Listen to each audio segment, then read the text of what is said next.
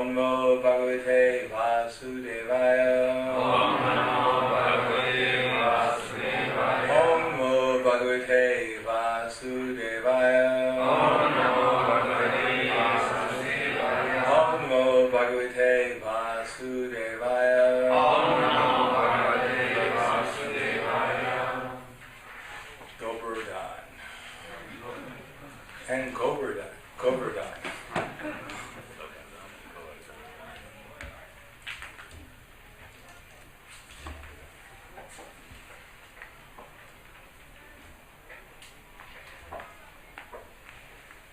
Yesterday we were reading from the Nectar of Instruction, the 5th verse. So I'm going to continue on reading from there. Prabhupada is systematically going over what is Kanishta Adhikari, what is Madhyama Adhikari, what is Uttama Adhikari, and he's showing us how to see this from different points of view, different angles. So the last thing we're reading is that, that the neophyte generally is a devotee who is on 4 different classifications. Either he's in distress, or he wants comfort, or he wants to understand how this material world works better, so he can avoid distress, get more comfort, or he wants liberation from the material world, so he can find comfort in the spiritual world, avoid the problems of material existence, and find a comfortable position in the spiritual world. But a neophyte devotee in Krishna consciousness, Prabhupada says, they chant the prescribed number of rounds and they're seriously engaged in devotional service. On the other hand, the Madhyama Adhikari is one who's fully engaged in devotional service. So there's a difference between seriously engaged in devotional service and fully engaged. But Prabhupada has already explained that Krishna devotional service really begins from Madhyama platform, and that we take initiation to be trained so we can come to the Madhyama Adhikari platform.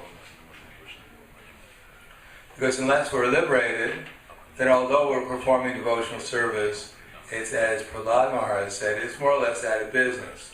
I do this service and I get this reward. So that's business. Prahlad Maharaj said, I'm not a Vanik. Vanik means a businessman. Vanik. Naiva dvide puradratya vaitaranyastva virya gaina mahamrita magna chitak soche vimukha chetas indriyarada maya sukhaya bharam udvahato vimuda. That I don't need any benediction, because as soon as I chant your name, your glories, then my mind merges into an ocean of bliss, and I become completely satisfied. But I'm lamenting to see these fools and rascals who are struggling for material happiness, but they have no thought of love of God. So he calls them vimuda, super asses. So this is the platform where real devotional service begins. Just like in Bhagavad Gita, Krishna says, 1854, when we stop hankering and lamenting, and we can understand how every living entity is Krishna's servant, then we become joyful. And from the platform of joyfulness, we can begin real devotion. If one is morose, then obviously there is no question of love and devotion. If we're hankering for some better material position, and we're afraid of material discomfort or material problems, where is there any question of devotion to Krishna? Actually, we're not even aware of Krishna, what to speak of being devoted to Him. Therefore, devotional service itself is the process by which we gradually come to the platform of Madhyama Adhikari. But we have to perform devotional service. We have to be able to give up our material conceptions. We have, not only we're not this body, but we have to understand how no one else is their body, that this world doesn't belong to us, the world is not meant for our happiness, it is meant for our utilizing it in Krishna's service, And when we do that and we become conscious of Krishna, then we can discover what real happiness is.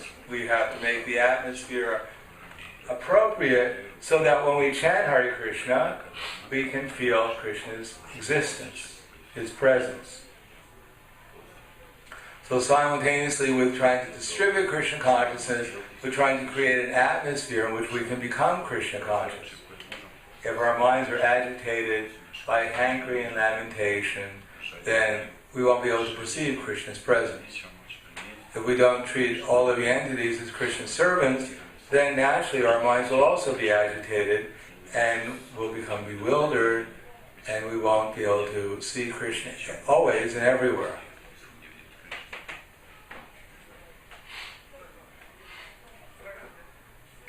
Therefore, Prabhupada writes here, in this Krishna consciousness movement, a chance is given to everyone without discrimination of caste, creed, or color. Everyone is invited to join this movement, sit with us, take prasad, and hear about Krishna. And we see that someone is actually interested in Krishna consciousness and wants to be initiated, to accept him as a disciple to the chanting of the holy name of the Lord. So at first, one is a little interested in being able to chant Hare Krishna. That in order to chant Hare Krishna, we have to follow certain principles. Therefore, at first initiation, we vow to follow the four other principles and to chant Hare Krishna. So the initiation itself doesn't mean anything unless we take it as an opportunity, as a vow, to chant 16 rounds and try to avoid the 10 offenses, and to follow four of the principles. And for that, the person who gives us initiation, he instructs us how to chant Hare Krishna. How to chant Hare Krishna in such a way is that we can follow the four of the principles. And eventually come to the platform of the mode of goodness, where the chanting becomes spontaneous, we could say, where we can actually experience Krishna consciousness. At first, we're chanting dutifully. Of course, Krishna is very merciful, therefore each one of us can understand that at times Krishna may bestow upon us some mercy just to encourage us to continue on with the process. It's not that one is a neophyte and he has to be on this platform and that he's always on that platform. Sometimes Krishna elevates us to another level of experience so we can get a little glimpse about what a higher level of Krishna consciousness would be and what it will be like when we attain that level. Otherwise, unless we were encouraged, we couldn't go on with the routine work of devotional service. But at least in our normal everyday activities, when we're not getting some special mercy from Krishna, we have to act dutifully. Dutifully means that even if I don't want to do it, I do it anyhow. And if I keep on doing it, for instance, at the beginning when we're chanting Hare Krishna, most of us, I'm sure we can perceive that we're not paying as much attention as we should. And hopefully we start thinking about that. I should pay more attention. Of course, if you're driving a car and chanting your rounds at the same time, better you don't pay too much attention to your rounds, because you might kill yourself and everyone else in the car. And therefore, it's not advised to try to chant your rounds and drive a car, or something similar to that, because it's dangerous to pay attention, too much attention.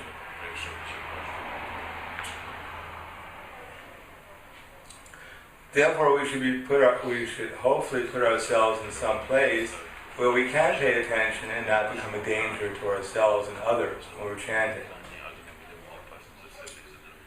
Just like we may go on Bhuktasush, at first our mind may rebel, oh, this is going to be horrible, the people will yell at me, they'll be nasty, no one wants to book out here, I don't know what to say. But when we become a little bit more serious and we get down to the business of trying to distribute the book, and gradually our mind calms down and we start realizing that most people are actually innocent. They don't know what's going on. They're not very aggressive. Most people are not aggressive as we think they would be. As a matter of fact, they're surprised to see someone taking the trouble to stand out there and try and stop them. They're surprised anyone so bold as to try and do that. So all our fears generally go away after some time. Although we may not distribute many books, but at least our anxiety about distributing books goes away if we just go out and try and do something like that. Similarly, at first our minds may be agitated, we don't want to chant, but if we keep on chanting, then gradually it becomes easier, and our mind starts accepting it. And we realize the problem is not with the chanting, it's the problem is with my attitude and my consciousness. Therefore, to chant 16 rounds a day and follow forward the principles is quite an accomplishment for a conditioned soul. It's not an ordinary thing. But that's not the end of it. We don't really know I don't know what the end of it is. But the end of it is described as a life where at every moment there's unlimited pleasure.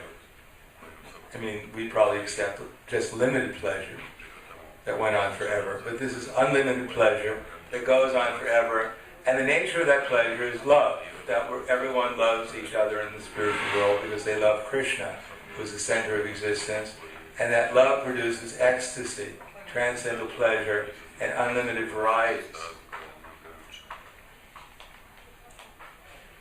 But the beginning is we have to chant Hare Krishna.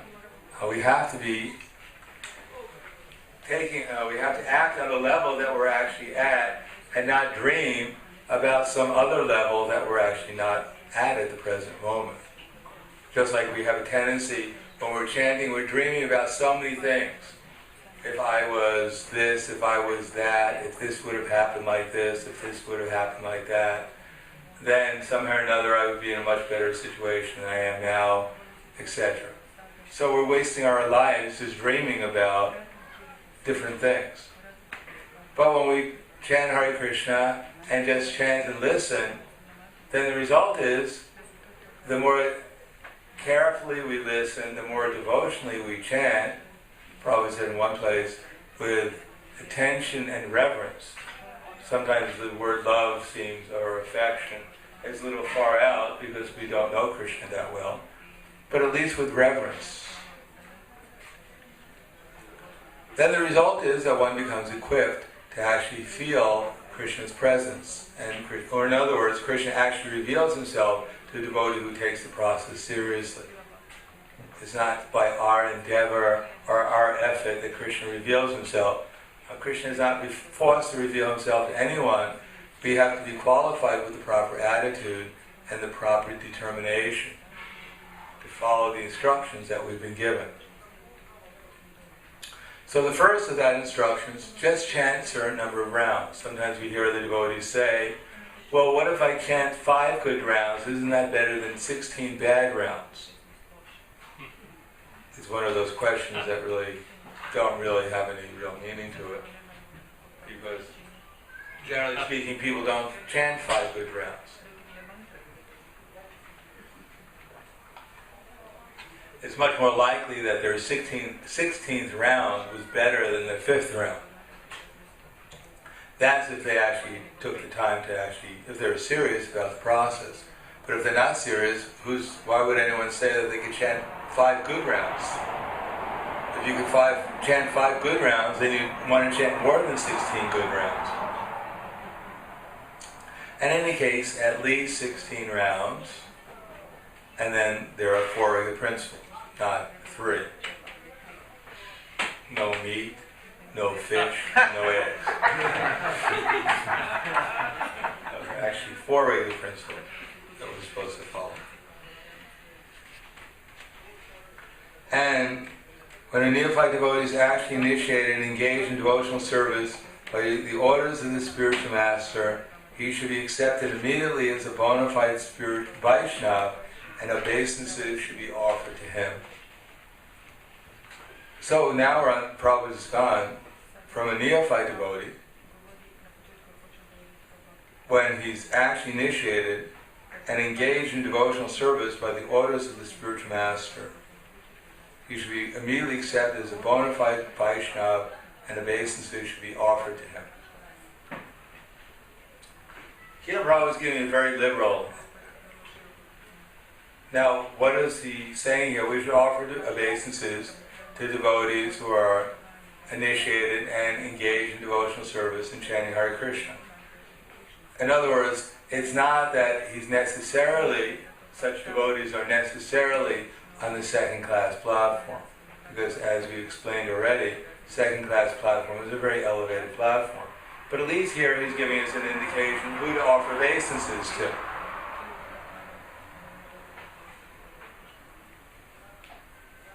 Now for ourselves, we have to analyze and see what are my qualifications. Not that everyone's offering obeisances to me, therefore I must be a Madhyama Adhikar. That's not the point. The point is, who do we offer obeisances to? Not that, oh, everyone's calling me Prabhu, therefore I must be the master. No, these are external symptoms, so that we get some indication of who to exchange loving devotional service with. Now Prabhupada will explain, out of many such Vaishnavas, one may be found to be very seriously engaged in the service of the Lord and strictly following all the regular principles, chanting the prescribed number of rounds of japa beads and always thinking of how to expand the Krishna consciousness movement. Such a Vaishnava should be accepted as an Uttamarakari, a highly advanced devotee, and his association should always be sought. So there's another very liberal definition.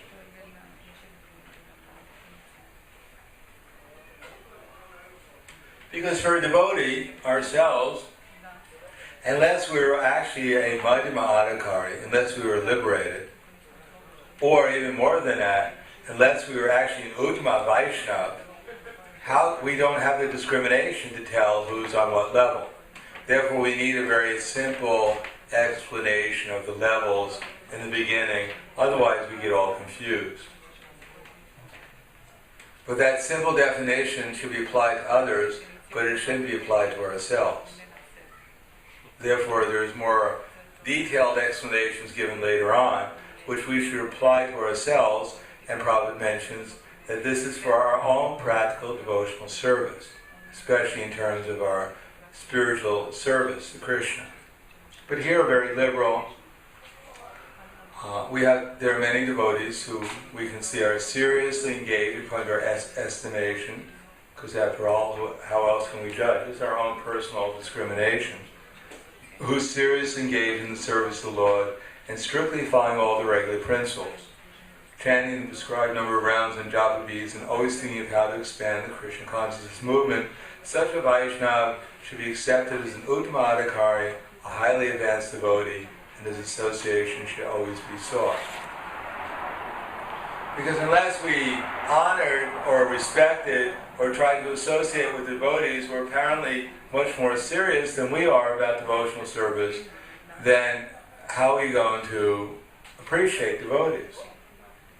We have to have some different discrimination. Here's a devotee, he's trying to chant Hare Krishna, therefore I respect him in my mind. But now he's taken initiation, he's engaged in devotional service, he's worshiping the deity, therefore I offer him obeisances. And here's another devotee, he's very strictly engaged in following all the regular principles, he's chanting prescribed number of rounds, he's he's trying to spread Krishna consciousness, he's doing a lot of preaching and service for the mission.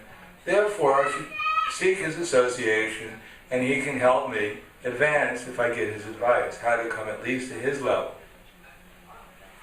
Therefore, compared to me, he's an Uttama Adhikari.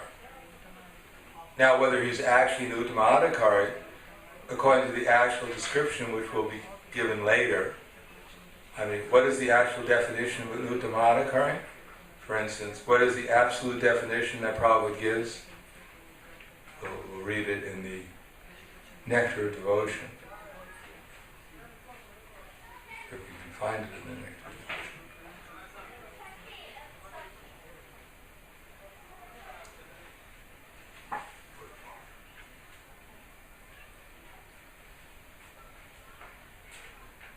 So Prabhupada will give an objective. Objective means that this is not something that we can necessarily understand from our present level, but it's a standard by which we can judge who's on what platform. So here on the end of the first wave of devotional service,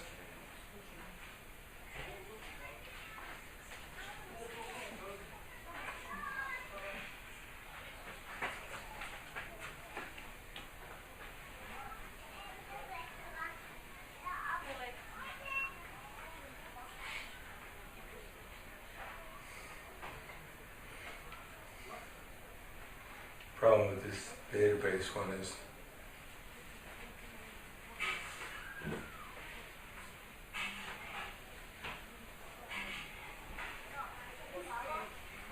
that it has the first part of the Nectar devotion cut off.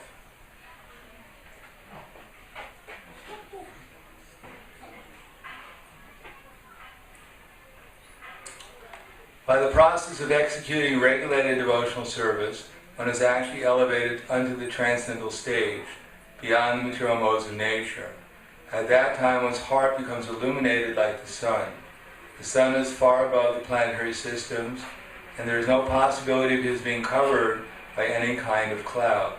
Similarly, when a devotee is purified like the sun, from his pure heart there is a diffusion of ecstatic love, which is more glorious than the sunshine. Only at that time is the attachment to Krishna perfect. Simultaneously, the devotee becomes eager to serve the Lord in his ecstatic love. At this stage, the devotee is on the platform of Uttama Adhikari, perfect devotion. Such a devotee has no agitation for material affections and is always is interested only in the service of Radha and Krishna. So this is the actual definition of Uttama Adhikari, the beginning of Uttama Adhikari. This is still bhava we're talking about. We're not even talking about prema. Not a ordinary, everyday devotee, or even a very advanced devotee. This is a perfect devotee. Is that clear? What an Uttama Adhikari is? What's that? He's aware of Krishna. And he's aware of his own spiritual identity. And there's so much ecstasy emanating from his heart, it's just like the sunshine. Sometimes we may be able to concentrate on Krishna a little bit more, or Krishna may be revealing himself, or maybe a little ecstasy, but that's not Uttama Adhikari. That's not even Madhyama Adhikari exactly. But certainly it's a good help to getting towards that, coming towards that direction. But it's certainly a little bit different from just chanting your 16 rounds a day and following the regular principles and trying to spread Krishna consciousness. That's the result. The result is sadhya, or sadhana is sadhya. So that is sadhya, that is the goal. Any questions so far?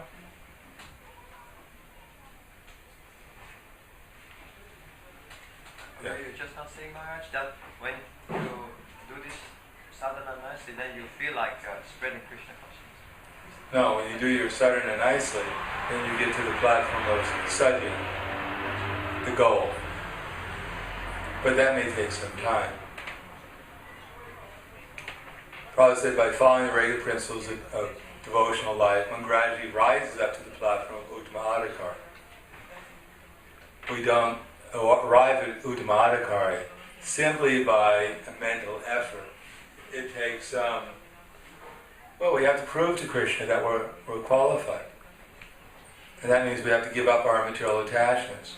And there may be a lot of material attachments to give up, a lot of material conceptions. We have to voluntarily give them up. Krishna may sometimes chastise us, but that doesn't mean necessarily we give them up. Sometimes we become more attached to the things that Krishna is trying to help us, or sometimes we don't recognize that Krishna is trying to help us.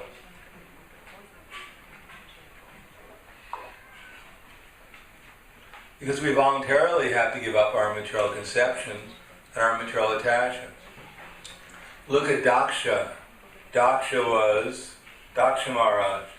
he was so effulgent that when he walked into the sacrifice, all the demigods stood up except for Brahma and Shiva,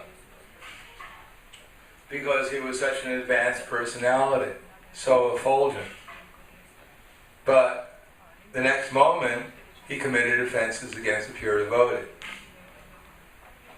Therefore, he had a few anarthas to be worked out. What to speak of ourselves? What can we expect from ourselves? Most of us are not as effulgent, so that if we walked into a sacrifice, the demigods would stand up. Probably they wonder, what is he doing here?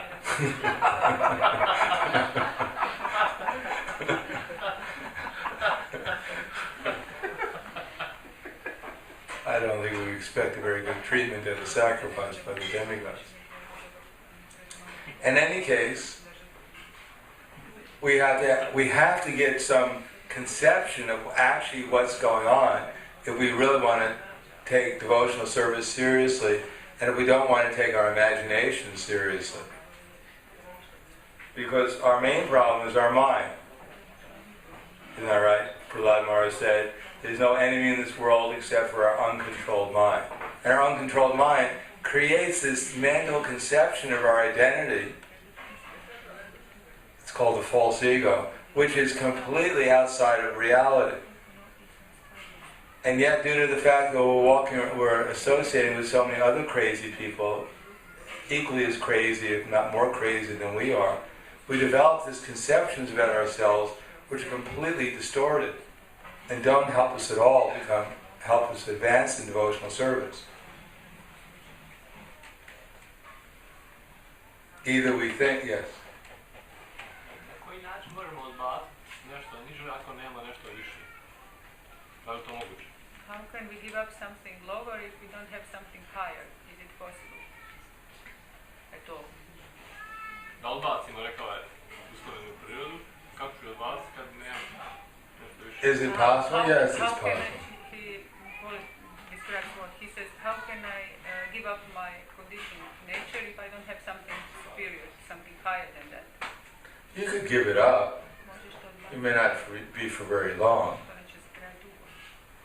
Therefore, we're trying to get something higher. In other words, that's why we have class. A higher conception, at least. If we're willing to be receptive, to open up to the higher conception, then when we get the higher conception, that will help us get the higher taste. Unless we get the higher conception first, how will we possibly get the higher taste?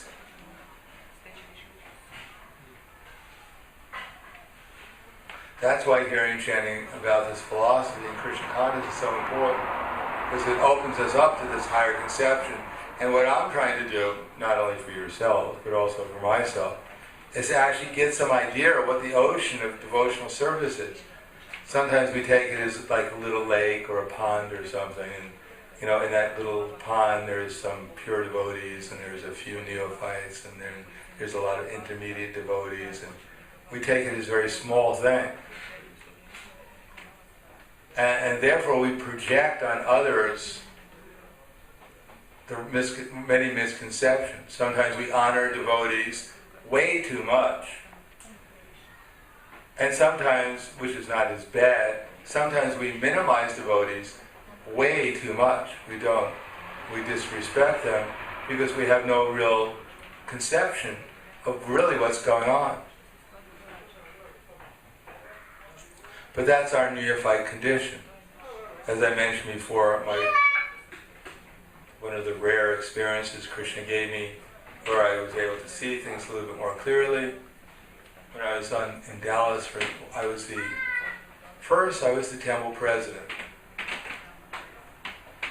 Because, anyhow, it's a long story. And then the previous temple president decided, because I had exchanged positions, I was the temple president of Houston, and the temple president of Houston said he wanted to go Dallas said he wanted to be there for a little while, he wanted to do something, and then he wanted me to be the temple president of Dallas for a while. So I was the temple president of Dallas, but he decided he didn't like my temple, so then he came back to his temple, and then they decided that I become the treasurer. But I was a good treasurer and I didn't like the way he was spending money. But he decided then I should be the head cook. And they gave me my assistant was Bir Krishna at that time. He was a bhakta. Now it was Bir Krishna Maharaj. He was my assistant cook. He's a good assistant. In any case, I was also when I was the treasurer, I was also the Sankirtan leader. Unfortunately, all our Sankirtan devotees met ladies on the street who were more attractive than Krishna, these to them. And therefore our Sankirtan devotee party was reduced to one Sankirtan devotee, namely me. And since I was also the treasurer, and my temple president decided he'd like to spend money more than than anyone could collect, therefore I was obliged to go on book distribution.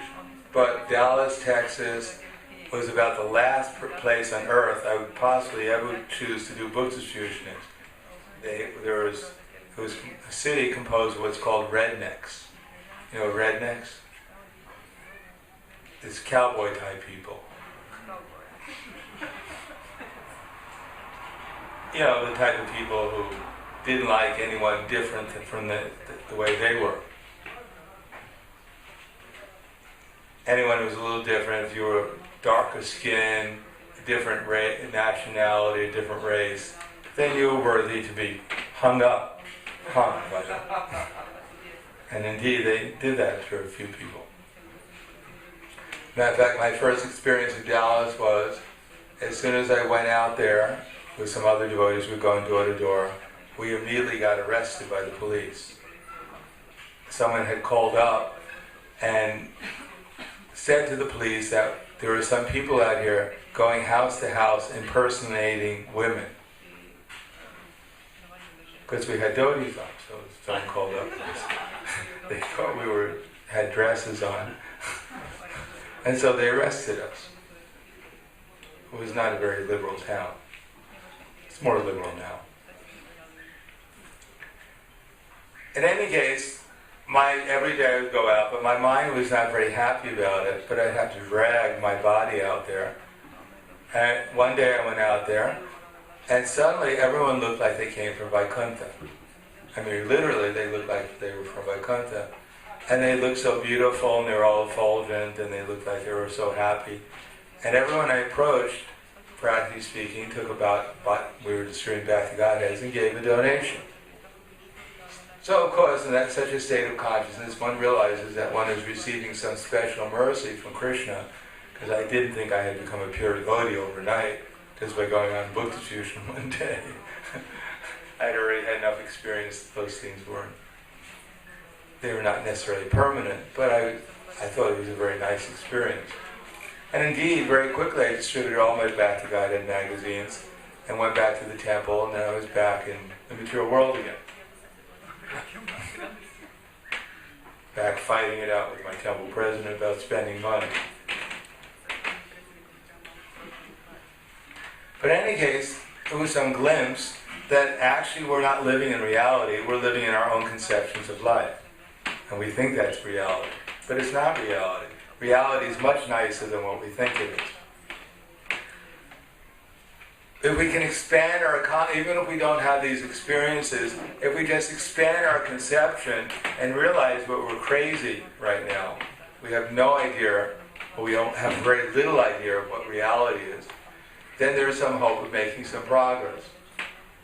Because if we're walking around and I know everything, I've already figured it all out, I read the Bhagavad Gita at least 2 times, or 10 times. I mean, I personally have read the Bhagavad Gita every day for the last probably 30 or 35 years, 10 verses a day. So that means and there's 700 verses, so that means it takes around 70 days to read the Bhagavad Gita. So that's 2.5 months a year, so that means I probably read it 5 times or at least 4 times a year. So I've read it probably around 150 times. And every time, and after reading it around 150 times, I realized I don't know anything that's in the Bhagavad Gita.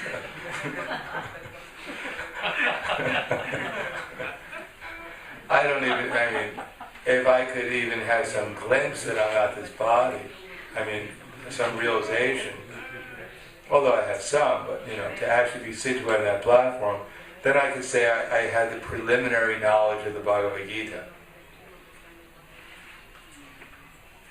So I still read the Bhagavad Gita every day. Hopefully, for the next 30 years, if I'm around that long, then I will have understood something about the Bhagavad Gita. Although sometimes devotees say, oh, this is such an elementary book. Well, we'll just realize we're not this body, let's see how, and then we can go on from there. Realize the elementary things. So if we can get this conception that where am I actually at, then we can make some progress. If we can pinpoint, I'm here now, and now I want to go to here. But if I think I'm all the way up there, and when I'm actually down here, then where am I going to go? How can I make any progress? Because I'm in some illusory place that doesn't even exist. Then where's my next step? To another illusory place? Someplace else that doesn't exist? So we actually have to find out. Of course, it's not very pleasant for the false ego. If we have a big false ego, that's why it's good not to have, well, Prabhupada told Thomas Krishna Maharaj one time, something like it's not so good to have so many positions. Of course, I'm not a very good example of that. But, it's not so good to have too many designations. Because otherwise we really get bewildered by our designations. We think that's spiritual advancement. But it has actually nothing to do with spiritual advancement. Spiritual advancement means we actually have to chant Hare Krishna and have the proper consciousness. And to develop that consciousness, we have to make some progress to getting rid of our unwanted conceptions. And those unwanted conceptions, they're following us 24 hours a day. Not only when we're awake, but even when we're asleep. Even what we're dreaming about is illusory. Sometimes devotees make a big thing about how last night they saw Prabhupada in their dream. Well, it's very nice if you can see Prabhupada in your dream. What about when you're awake? Why don't you try and see him when you're awake also? It's much easier to remember Prabhupada when we're awake. Why should we wait till we're asleep?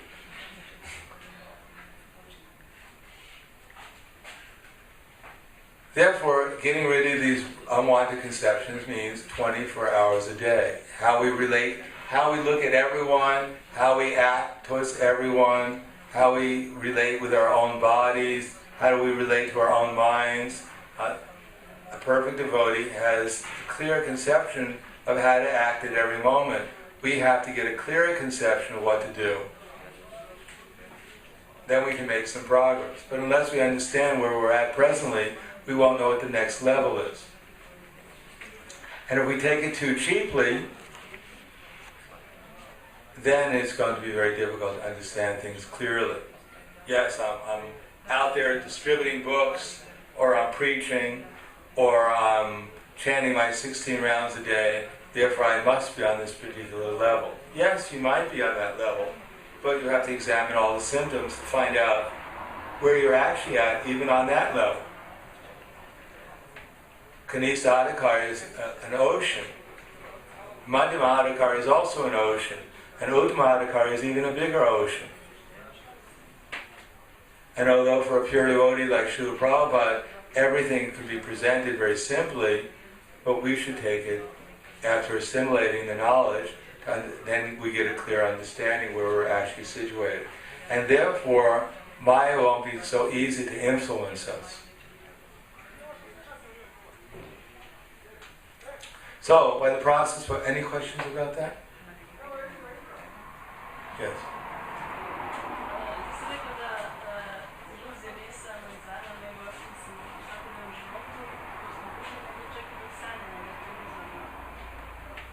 You have said that that illusion is not present only in our everyday life, but it's present even when we are dreaming. Kako onda možemo shvatiti kad se Krišna pojavi recimo u snu i kad nam nešto kaže i kad kasnije otkrijemo šta smo da to što je rekao da isto postoji da je stvarno.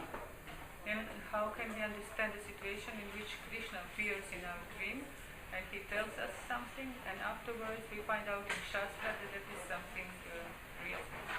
Something real. I wouldn't think it's so important. It's nice, but it's not so.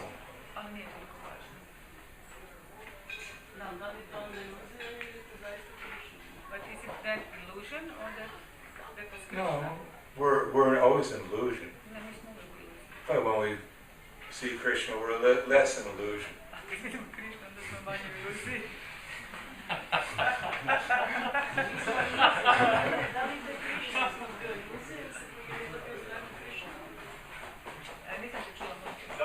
Da sam ja stalno iluzija, da li to je Krišna, kad se pojavio sam bio Krišna ili je to bila nekakva manja? She says, I know that I'm always in illusion, but that Krishna that has appeared in my dream, was it real Krishna or that was some... Well, Krishna is real. Krishna is real. He's in every... I mean, why shouldn't it... I mean, but I can think of Krishna right now, say, I can visualize Krishna. It's real, but so what? I mean, it's part of the process of Krishna consciousness, but I wouldn't become overwhelmed by how exalted I am or, how much progress I made. Or it's Krishna. Krishna is there. He's right here in the picture. I mean, we're looking at the pictures of Krishna, and we're thinking they're nice pictures, and they're looking at us thinking, when is this poor soul going to wake up? I mean, the deities, they're actually Gaura-Nitai. I mean, that is Gaura-Nitai. It's not that it's just a statue. They're all the Supreme Personality of Godhead. So one of the deities is the deity in the mind. There are 7 kinds of deities, made out of marble, painted in the sand. But one of the deities is also within the mind. So that is Krishna. But even he appears in our mind when we're dreaming, but then when we wake up, are we still in illusion? If we still are, I mean, it was nice, that is some progress. I mean, better to think of Krishna when we're dreaming. That's very nice. But we shouldn't take it so seriously. It's just another opportunity to become inspired so we can improve our devotional service during the day also. Probably say you see a mountain during the day, you see some gold. So at night you dream of the golden mountain. So somehow or another we were worshipping the deities or we were doing some service and we thought of Krishna, then he may appear within our dream too. So that's very nice. But then it should just serve as an impetus so we can improve our service in general throughout the day. Anything else? Yes. Bhaktivedanta Swami said that dreams exist that are actually spiritual reality. Dreams. Yeah. Dreams are what? Bhaktivedanta Swami Maharaj dobio inicijaciju Gorke Šrta Domaža u snojima. Dobio tamo sanjasu. He says that Bhaktivedanta Saraswati Maharaj has gotten sannyas initiation in dream. No, he didn't get it by a dream. Sure. You can ask. No, he got it from a picture. But we're not Bhaktisiddhanta Saraswati Prabhupada. If we look at a picture of Gaura Kishore Das Babaji, he probably won't speak to us. And if he is, we may be in worse trouble than we actually are.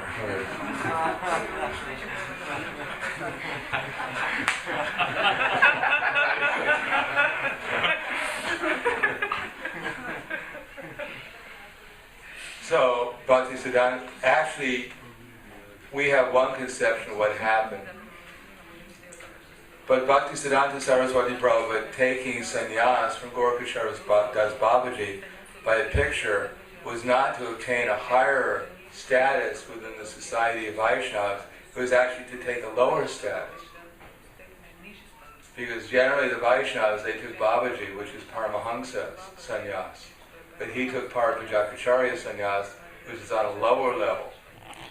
So his adopting the dress, which is, if you read Bhakti Vikash Maharaj's book, it explains it.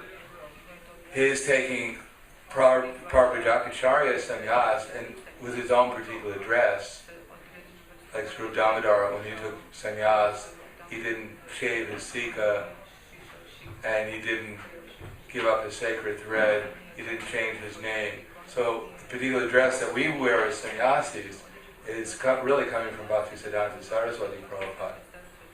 You know, not giving up the sacred thread, not giving up our tuft of hair, you know, and even the particular color we put on. This is all coming from him. He adopted it to keep himself as a preacher, as a Vaishnava preacher on a lower level than a Babaji.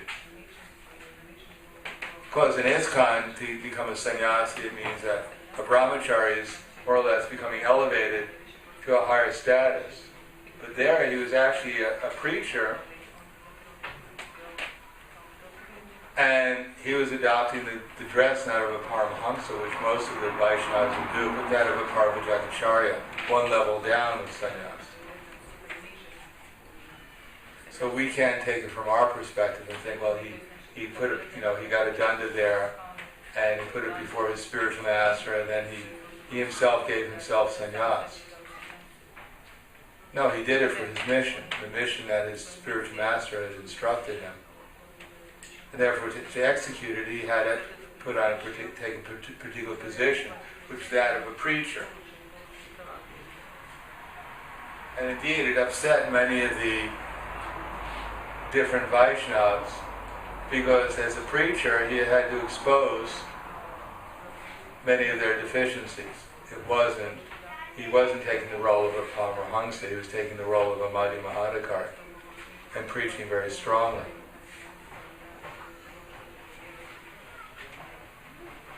And he created a lot of friends and a lot of enemies too by doing it. It wasn't for sense gratification, that was for sure. Yes?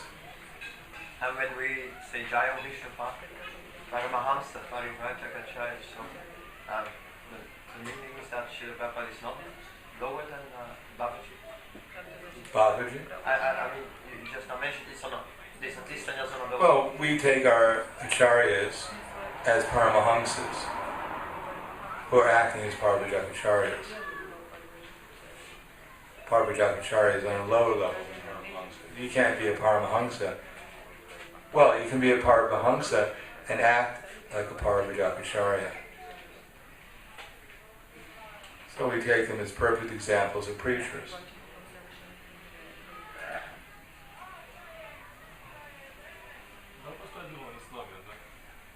What about these spiritual dreams? Do they exist? Yeah, of course they exist. All the dreams exist. Dreaming is an existence.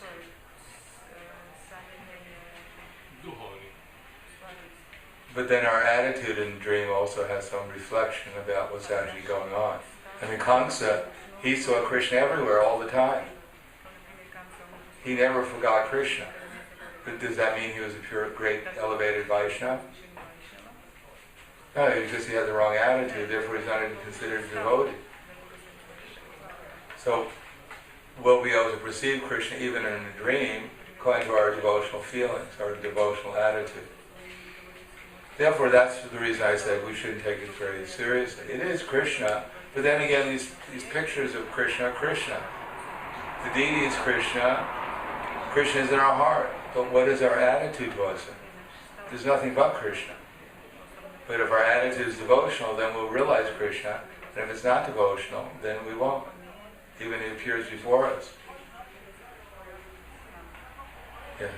Krishnadas Kaviraj Swami referred to Lord Nityananda as his initiating guru, because he was appearing in a dream.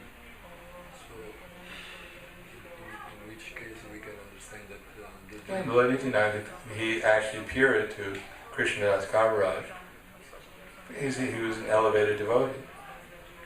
Of course Krishna can, he can appear when we chant Hare Krishna. Why can't he appear in a dream? Krishna can appear anywhere, anytime he wants. Why not in a dream? He can appear in the holy name. Why can't he appear in our dreams? So for such a devotee like that, he actually saw Lord Nityananda, and he saw Lord Nityananda's associates, and he was in ecstasy. It wasn't just a dream, it was an ecstatic dream. And it became completely clear, because it wasn't that when the dream ended that he forgot about Lord Nityananda. No, the super soul within his heart told him exactly what to do immediately, and he did it.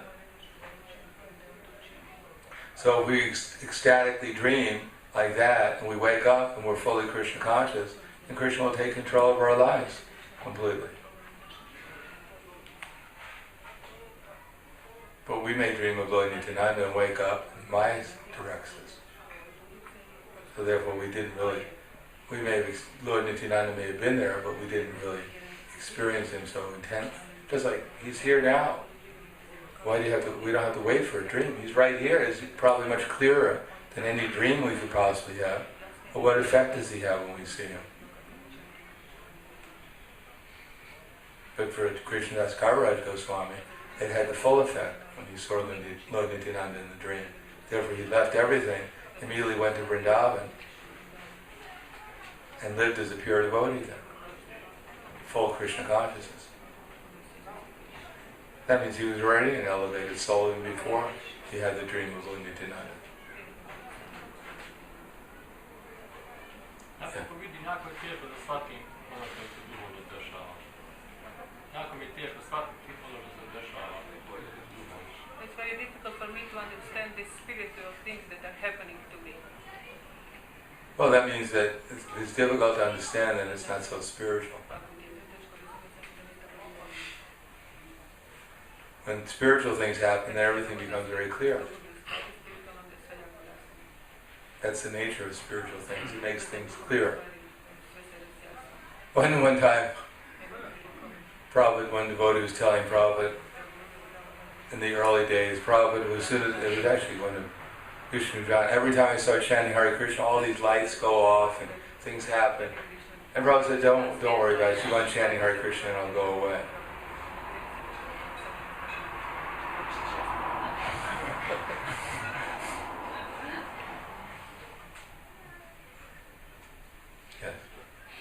Meaning, if I understand correctly, Maharaj, because somebody said, I had this dream, and somebody, a very senior devotee in our movement said, when it's in Krishna's in your dream, it's true. So this is not based on anything, because everything will be clear and the question will not arise. Is this true? Is this true? Because everything... I know someone may say, last night I had a dream, Krishna appeared, and he told me he wanted me to get married.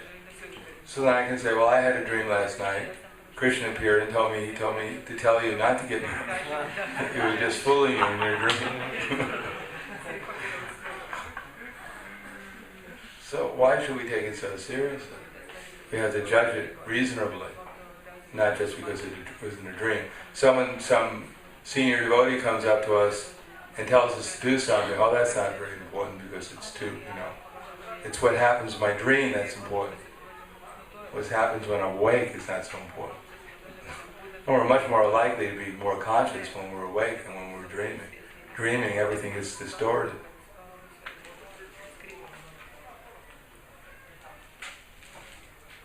Yes. Once a devotee approached Prabhupada and told him about this man that had written a book that is with all difficult words inside. And he was telling Prabhupada, wow, he must be very intelligent. Nobody understands this book. And Srila Prabhupada said to this, you fool, if he was smart, he would write and everybody understands it. It's not some special book. So my question is, you also said that you have read Bhagavad Gita 150 times. And you still say that you don't understand everything. So why is No, I say I don't understand anything. So why is that? Not that I don't understand more than I understood when I began. Why? Because it's very profound. To actually realize we're not this body, that we're just an instrument for Krishna, or for the illusory energy. That's a very elevated platform. It's not so easy. It's by reading Bhagavad Gita 150 times, you realize that. Not that you don't realize anything, I mean, I have more detachment than when I started 40-something years ago. But still, I'm not detached enough, realize enough, completely realize the difference between myself and the body. But that's Bhagavad Gita. We're not the body and Krishna is God. So we can read 5 million times, and if we don't realize that, then we haven't realized Bhagavad Gita yet.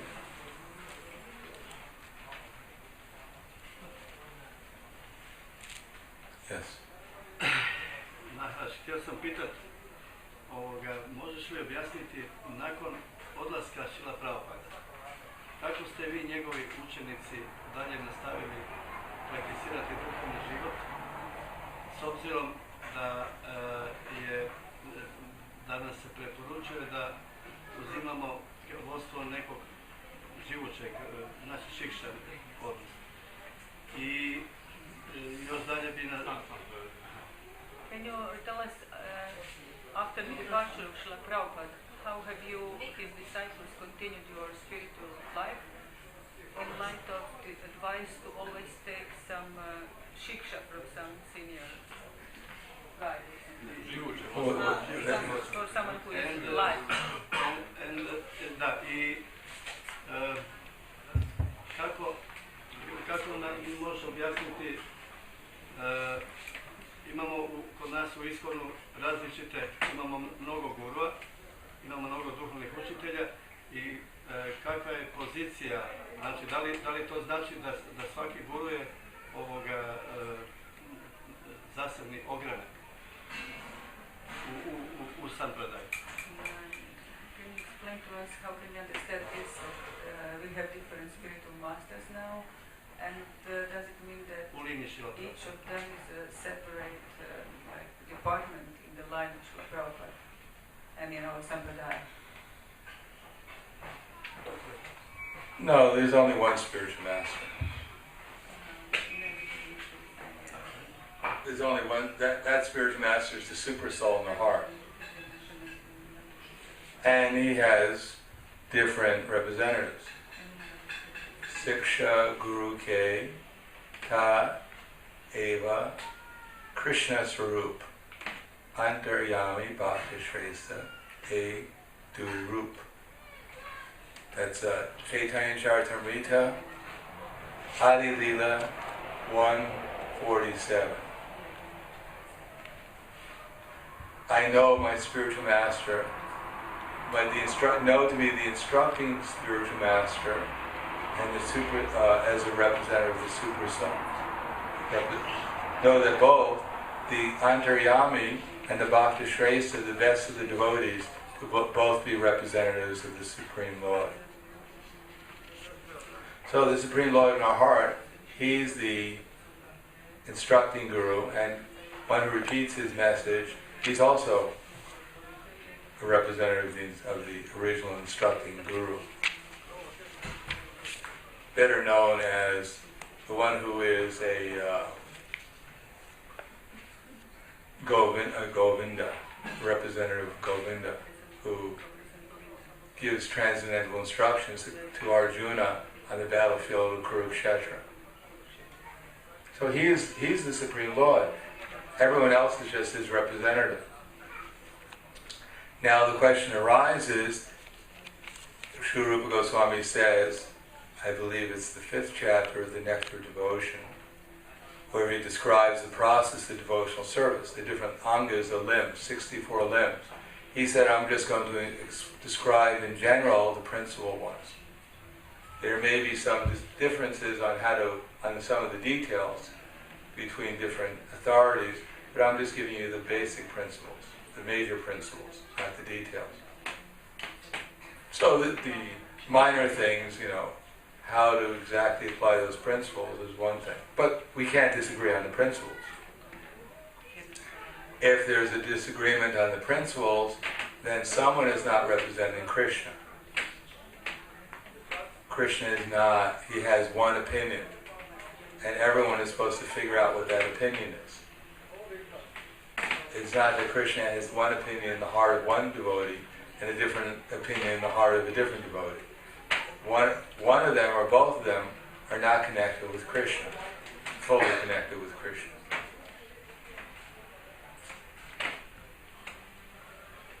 Therefore, if everyone is actually fully connected to Krishna, then there's no disagreement. So in the practical dealings, those who are authorities within ISKCON, before they present their opinions, they should work it out with all the other authorities, with the other major authorities, so there's no confusion what Krishna wants. But they have to do it in terms of Prabhupada's books, not in terms of just what they want. They work out their agreements, what they want, and then they come to a mutual agreement, a compromise, what they want. No, it's what Krishna wants, and we can understand that through Prabhupada's books. So therefore they should work it out through Prabhupada's books, what their understanding is, and present that to and not as an absolute statement necessarily, but the best they can understand Prabhupada's desires.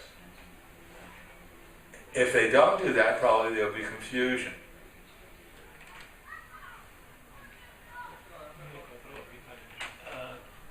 And how you, kako ste vi onda nakon odlaska Šrila Prabhupada? And the first question still remains unanswered. How did you manage after the departure of Srila Prabhupada? I probably never departed from it. Actually, although I had association with Prabhupada, probably maybe 40 times for different lengths of time, but after Prabhupada's departure, then I had to take shelter of Prabhupada much more than when he was here. So I feel I'm much closer to Prabhupada now than I was when he was here. And he's here. He's here in his deity form. We may, just as the deities are here, we may not see him in his deity form. We may think it's just a deity, but actually it's Prabhupada. And he's just as there in his instructions, in his books. One time I was with Prabhupada, I was sitting there listening to him preach to people for some hours, and then my conclusion was that whatever he says in this preaching is whatever I've read in his books. Therefore I shouldn't bother him trying to get his associate, his vapu all the time. Maybe I should just concentrate more on just doing some service. So Vani and Vapu, Prabhupada is just as present here, his instructions. Prabhupada said he was always with his Guru Maharaj. He never was, because he was always engaged in his service.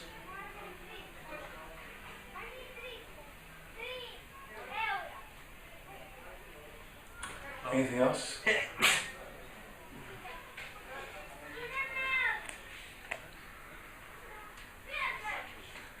So, the process by which a devotee becomes attached to Krishna is described in Chaitanya Charitamrita, Antya Lila 4:192. Diksha Kale Bhaktakari Atma Samarpana, Se Kale Krishnatari Kari Atma Sama. At the time of initiation, when a devotee fully surrenders to the service of the Lord, Krishna accepts him to be as good as he himself. So this sounds very good, doesn't it? The time of initiation. When the devotee, so these things produce contradictions within our minds. In other words, most of us here probably have already taken initiation, but did we actually fully surrender to the supreme service of the Lord at that time? How many have taken initiation? How many have fully surrendered to the service of the Lord at that time? The Prabhupada says here, at the time of initiation, when a devotee fully surrenders to the service of the Lord, Krishna accepts him to be as good as he himself. Diksha or spiritual initiation is explained in the Bhakti Sandarbha 868 by Srila Rupa Jiva Goswami. Divyam Jnanam Tato Dadyat Koryat Prapasya Samshayam Tasma Diksheti Sat Proktam Dekshikais Tatvakovida. By Diksha, one gradually becomes disinterested in material enjoyment and gradually becomes interested in spiritual life. So we have two different things here. One is by Diksha, fully surrender and become as good as Krishna. And the other is, by Diksha, you gradually become disinterested in material life and interested in spiritual life. So probably we can relate to the second explanation a little bit more easily than the first one.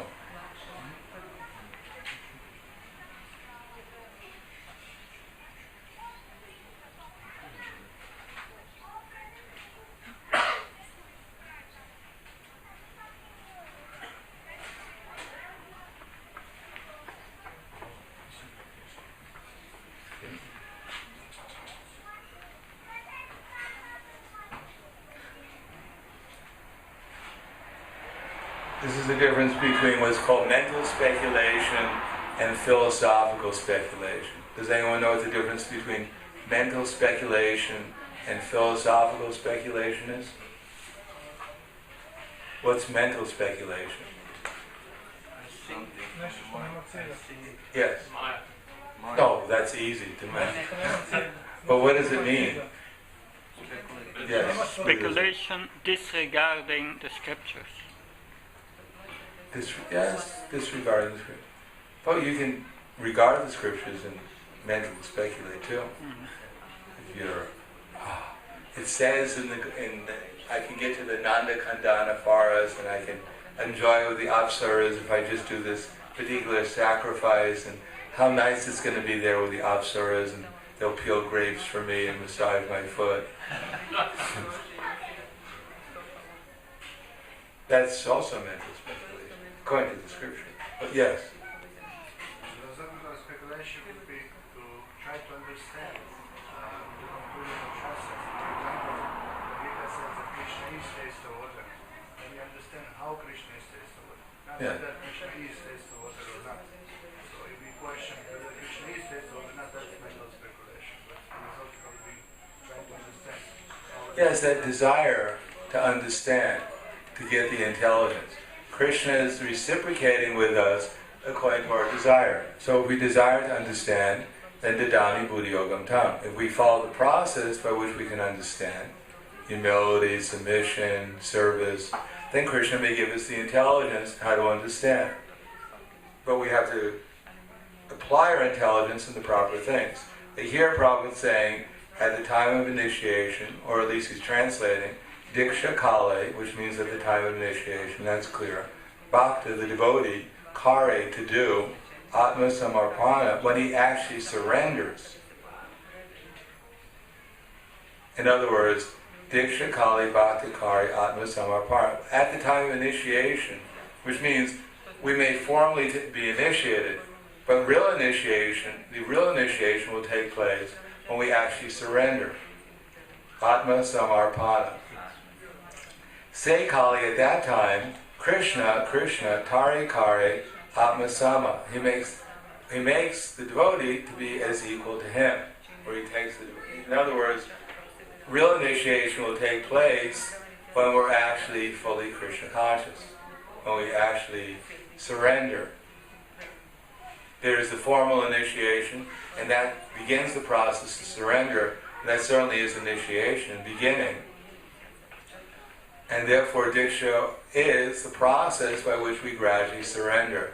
And then when we do surrender, then we become as good as Krishna.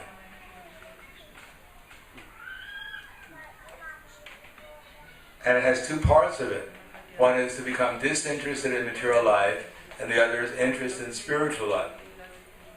So we can't say we're very interested in spiritual life and we're interested in material life too. That won't work very well. We have to become disinterested in material life and that way we can become interested in spiritual life. Or if we become interested in spiritual life, the symptom should be that I become disinterested in material life. Does that mean I give up my family and my children and I go into the forest?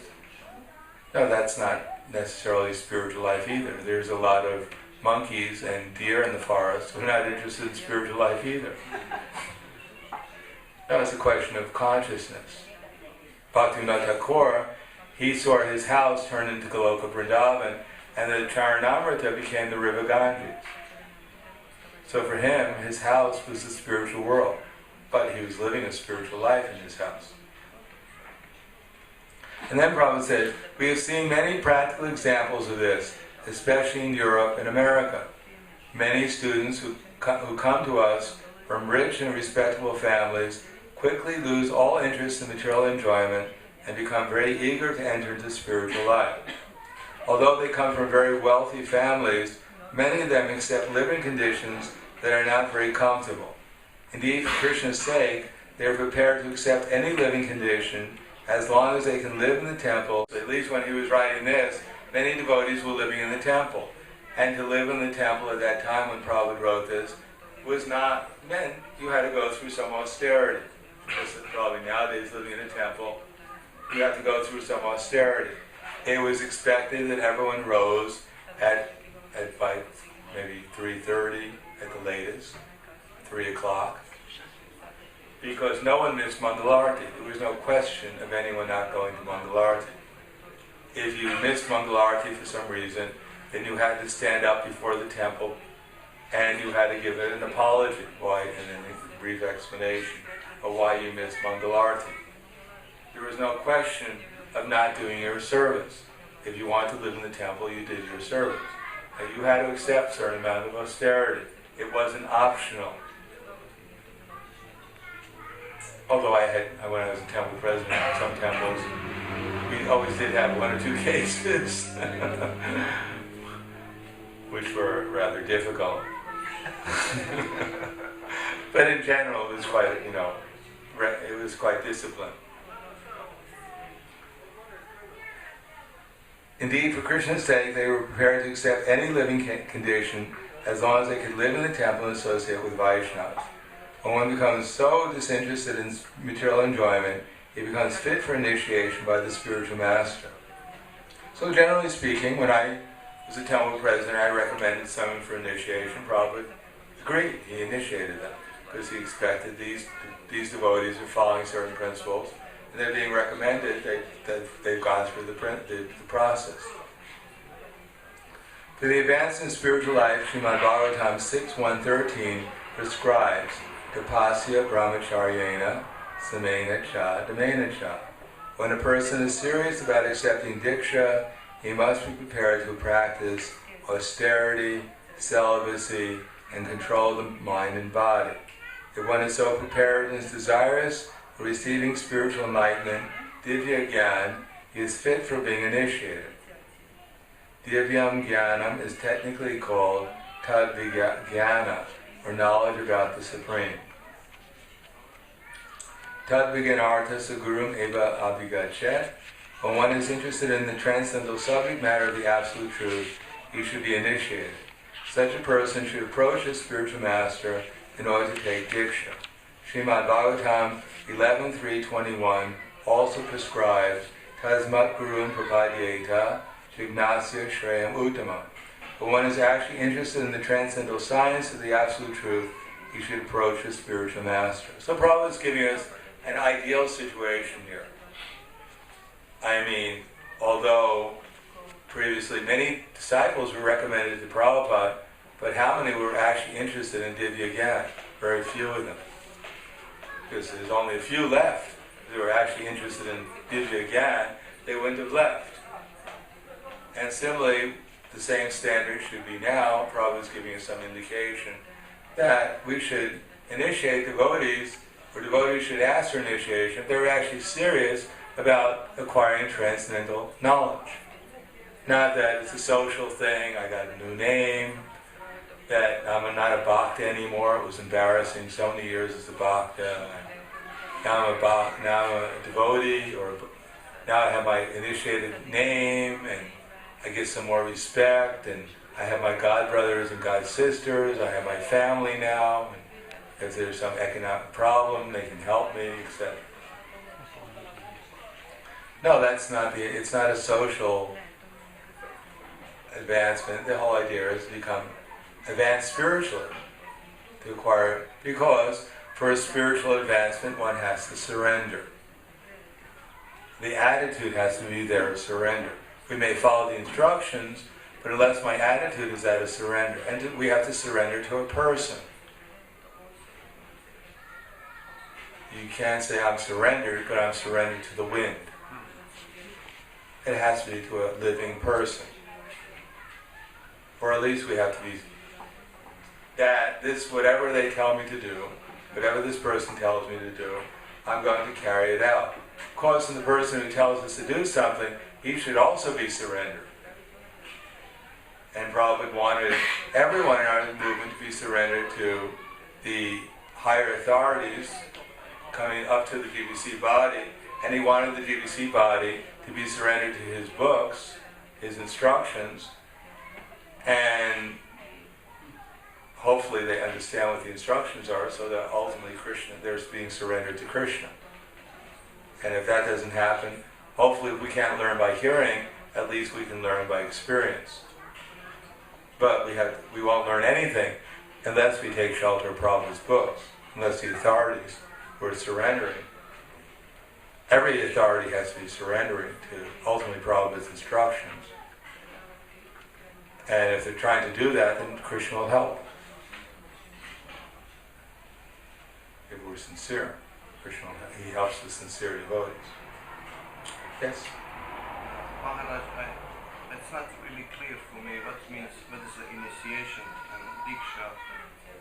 Can you explain a little about that? What is exactly Diksha and initiation? Some say it's Harinam, some say that... Well, there's two things. There's Harinam, that's initiation to chanting the holy name. And then there's Diksha, which is Brahminical initiation, when one receives the sacred thread and chants Gayatri in our society. So that's Brahminical initiation, aspiration to come to the mode of goodness. By Harinam, there is no stipulation what mode of nature you're trying. Obviously, everyone's trying to come to goodness, and by chanting Hare Krishna, one can come to goodness because it is Krishna. But the stipulation of having, committed to being clean and truthful and all the other qualities of Brahman may not be so clear in the minds of a person who's just chanting Hare Krishna. But for one who's on the Brahminical, trying to come to the Brahminical platform, then those two qualities are essential. Now I've made a vow that this should be my determination to, by chanting Hare Krishna and by serving the deities and practicing devotional service, I'm going to try to also develop these good qualities. When you read this, sometimes initiation and sometimes it's Diksha. So is there any... Well, when it talks about just Harinam, that's Harinam initiation. When it talks about Diksha, or you have to read it according to the, when it says Diksha, it means Brahminical initiation. And when mentioned initiation means also Diksha in this context. If it's in the same way he's talking about, when a person is serious about accepting Diksha, he must be prepared to practice austerity, celibacy, and control the mind and body. Otherwise, Harinam, this is technically speaking when Prabhupada describes Harinam, the difference between Harinam and Diksha, that's what he describes. Even at the beginning of this particular explanation, that's what he said. But it seems for me that Harinam and Diksha, they are same level what Guru has. They're not on the same level. One is actually initiation. Although we take Harinam as initiation, but the other is actually considered, as Prabhupada wrote in one letter, is actual initiation, when you take second initiation. Harinam was introduced within the Vaishnava society as a vow to chant the holy name. But as far as the person, Prabhupada was so powerful that anyone, if we just take first initiation within our society with the proper attitude, then our attitude may be that of a surrendered soul, which is really what initiation is. But that should be shown also by some practical activity. Prabhupada himself, he said, as soon as I accepted Bhakti Siddhanta Saraswati Prabhupada within my heart, that I consider myself his disciple. So it's the attitude. But the attitude should be manifested in practical activities. But in terms of general, what's understood, then it's understood that the actual initiation is second initiation. Although one who takes first initiation may have the attitude of surrender, even more than a person who just formally takes second initiation. The initiation itself won't mean anything unless there is some practical surrender. It can't be just the attitude, it has to manifest itself too. My spiritual master tells me to preach or to do some service to the deity, but I don't want to do it. Then what kind of, surrender is that? What kind of initiation is it? What kind of diksha or whatever it is? It's not really, it's not service. I haven't taken myself as a servant of the Guru Parampara represented by this particular devotee. I'm just whimsical. It's just a show. And Krishna is not fooled by a show. Therefore he's not going to reveal himself.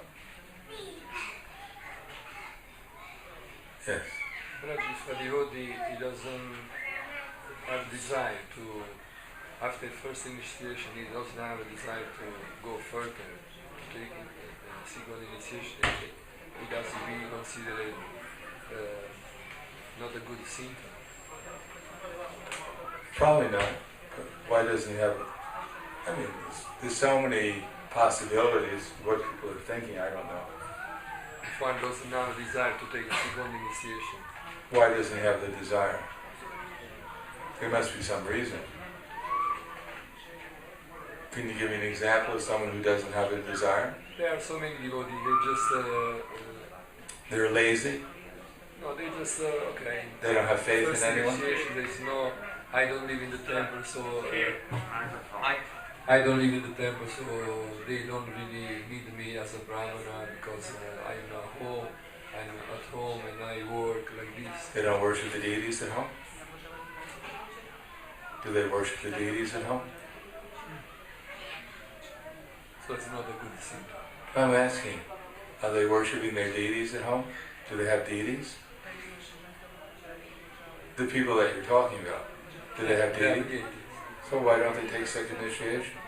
So they can worship the deities.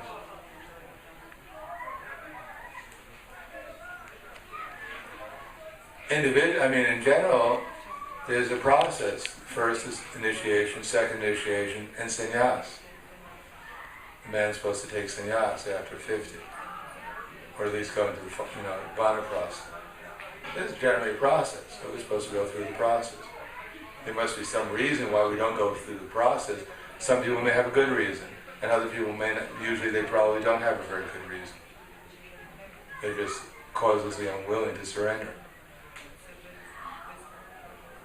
Probably said there's something about Chaitanya Charitamrita, anyone who doesn't want to take second, that's even in 146. Chaitanya Charitamrita 146. I can just find that quickly here. Adi Leela 146.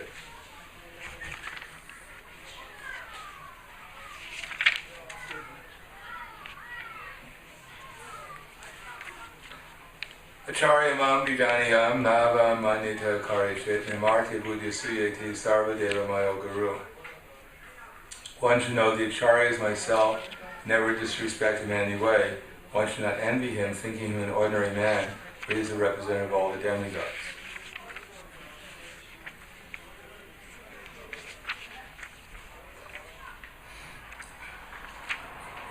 Without the attentive service of his parents, a child cannot grow to manhood. Similarly, without the care of the spiritual master, one cannot rise to the platform of transcendental knowledge.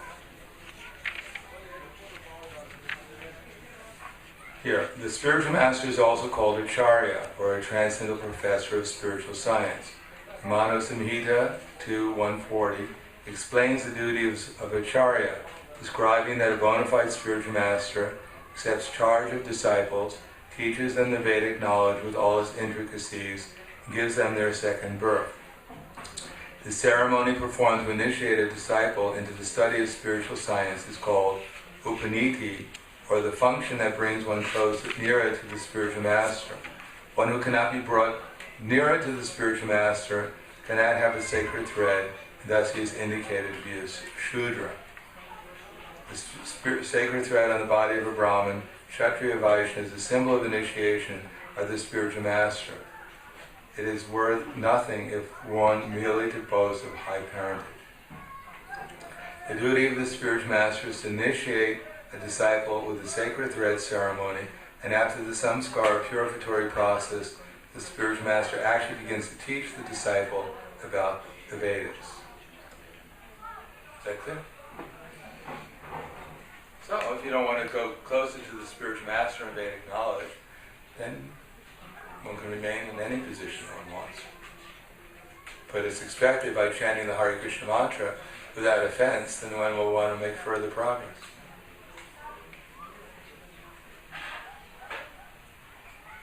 Yes? There is another letter from Srila Prabhupada in which he explained that it's not necessary to take second initiation.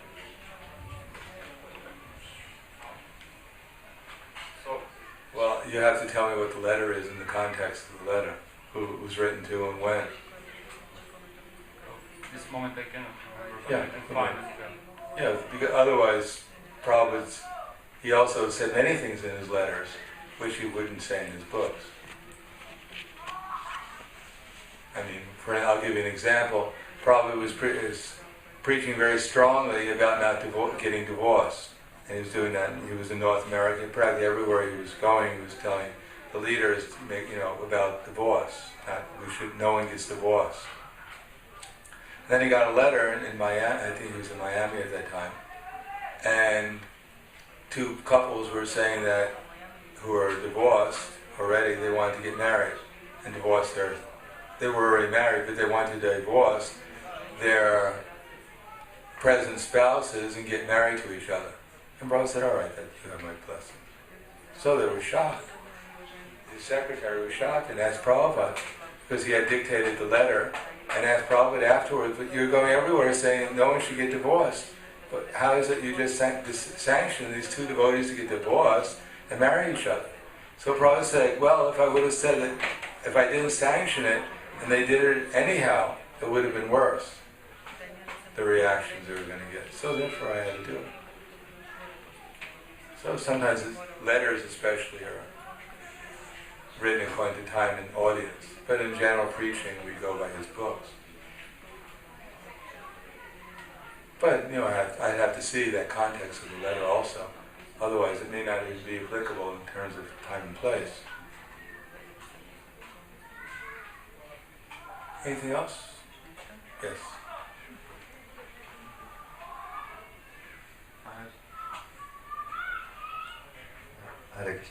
Thank you for making it so clear about that the authorities also have to follow, even up to the level of the GBC, when they are supposed to surrender to the books. And I was just thinking, it's just a vast matter, so many instructions, and there will be probably, the main problem will be probably the hierarchy or the relative importance of the different instructions, and how could we go about this? How could it work out in the GBC? How does it happen? Well, you have to read Prabhupada's books. Yeah, but if one, all are very good. There's certainly a wealth of instructions in Prabhupada's books, but you could just type into the database anything. Say I typed into the database one time GBC. One of my services is I'm the chairman of the GBC appointment committee. I am the chairman of the GBC appointment committee. So, to find out how to organize our particular service, I typed into the database GBC, and there were like 800 or I guess around 600 something hits. So 600 is really not that much. So I read 600 different things that Prabhupada said about the GBC. And they weren't 600 contradictory things. Most of them were all consistent. So then I got some idea what the GBC is supposed to be. So I know it was definitive. Then I could go about doing my service. And if someone has some objection, then we can refer back to Prabhupada's quotes and see how, see maybe a little deeper what he said. But it's not impossible. We have the database, and devotional service is ultimately not really that complicated. It's we're trying to become detached from illusion and attached to service. And Prabhupada gave us certain services to do.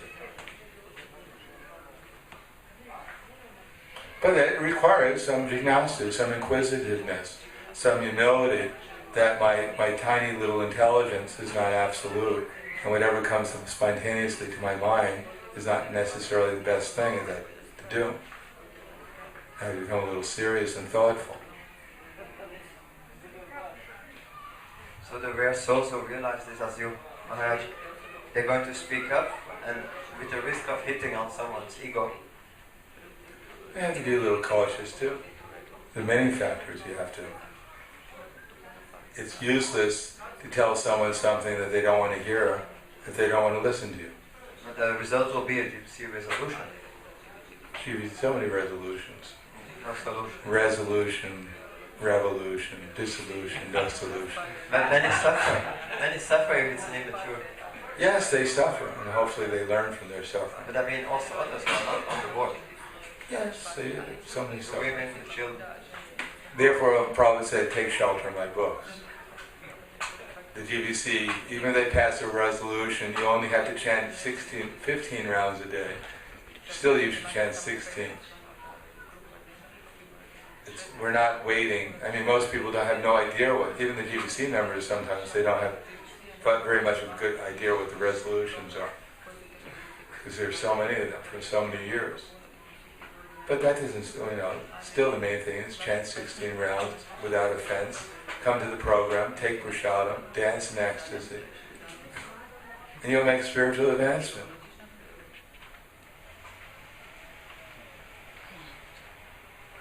It's not really that complicated. But the GBC is supposed to really, the main functions for the GBC or any leadership should be to organize and inspire us to spread this, to perform our service.